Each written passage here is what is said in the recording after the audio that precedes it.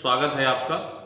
आज हम लोग देखेंगे 2021 में पूछा हुआ जेईई मेंस का क्वेश्चन है। फर्स्ट सिटिंग में ये पूछा हुआ था क्वेश्चन यहाँ पर देख लीजिए। कह रहा है कि if e to the power cos square x plus cos to the power 4 plus cos to the power 6x dot dot up to infinity into log e base 2 satisfied the equation T square minus 9t plus 8 is equal to 0। Student यहाँ पर ये जो value है ये given equation T square minus 9t plus 8 is equal to 0 को satisfied कर रहा है। तो कह रहा है then find the value of 2 sin x by sin x plus √3 cos x। हमको इसका वैल्यू फाइंड करना है। तो स्टूडेंट सबसे पहले हम लोग सॉल्व करेंगे इस क्वेश्चन को। देखिए आप सॉल्व में फर्स्ट ऑफ ऑल हम लोग ये लेंगे जो गिवन है e to the power cos square x plus cos to the power 4x plus dot dot up to infinity log e base 2। Student यहां पर हम लोग क्या करते हैं, e बेस यहां पर जो e है इसको पहले कर लेते हैं। log e base 2 cos x square plus cos square cos to the power 4x, x यहाँ रहेगा, plus cos to the power 6x dot dot up to infinity. Student इसको आप वैनिश करा सकते हो तो ये हो जाएगा 2 हो जाएगा और पावर हो गया यहाँ पर cos square x plus cos to the power 4x plus cos to the power 6x of to infinity. Student आप यहां देखो ये जो आपको सेरिक दिख रहा है ये इनफाइनाइट जीपी है।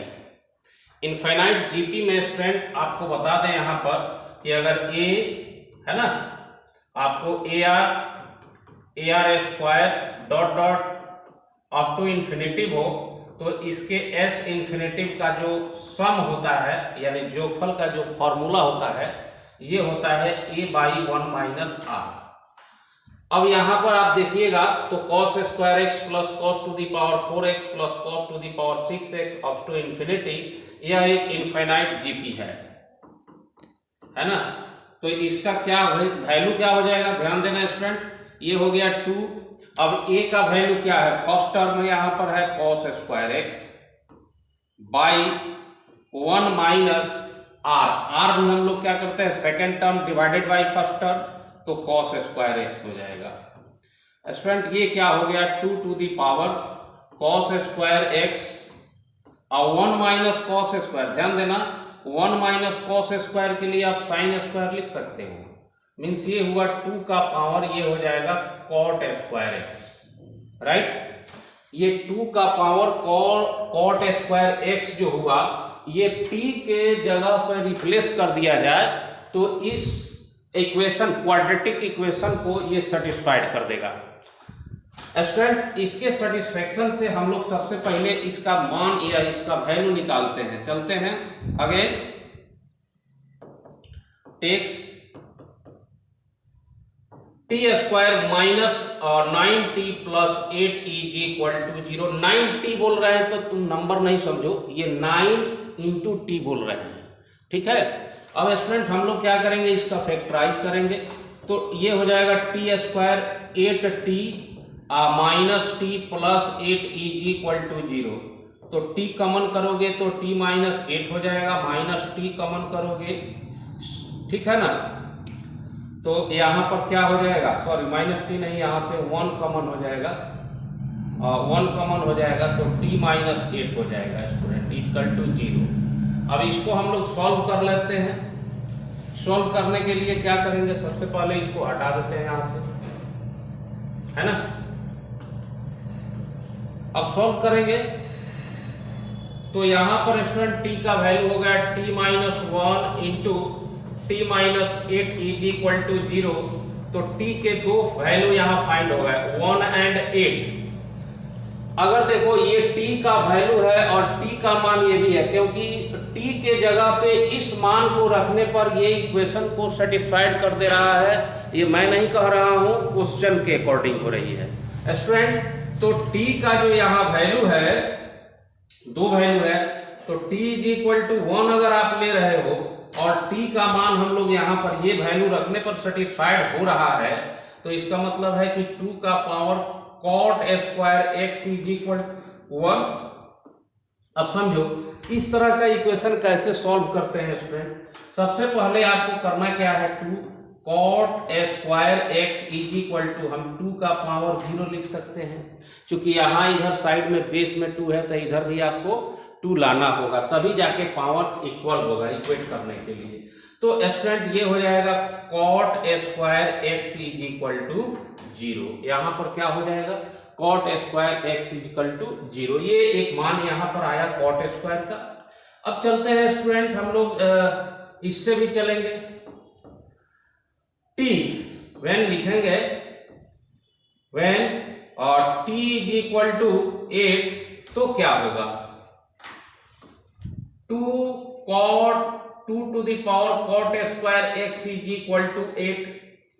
अब ध्यान देना स्टूडेंट, यहाँ पर 2 to the power cot square x is equal to 2 का पावर 3 लिख सकते हो, 8 को लिख सकते हो। समझ रहे हो ना विद्यार्थी।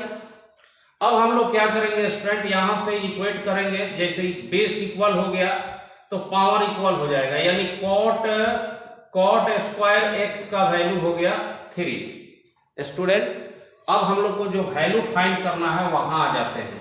अब चलते हैं, हमको वैल्यू क्या फाइंड करना है, सो देख लीजिए। वैल्यू हम लोग को फाइंड करना है स्टूडेंट, किसका वैल्यू हमको फाइंड करना है, यहाँ ये वाला, इसको लेके आ जाइए, किसका, 2 साइन, एक मिनट